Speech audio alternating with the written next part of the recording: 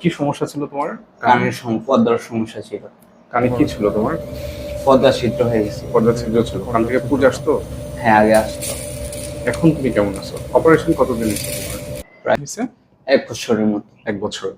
এখন তুমি কেমন আছো? মানে তোমার কান নিয়ে কোনো প্রবলেম ফিল করো, যে কানে শোনা নিয়ে কোনো সমস্যা কিংবা কান থেকে পুজ পড়ার রিলেটেড কোনো সমস্যা আছে এখন? এখন কোনো সমস্যা নেই। সমস্যা নেই। তোমার কানে কি আগে শব্দ হইতো? হ্যাঁ, আগে মাঝে মধ্যে। শাঁসা ভোঁ শব্দ করতো? এখন কি সে শব্দটা করে? না, একেবারেই করে না, না মাঝে মাঝে করে? না, এখন করে না। এখন করে না।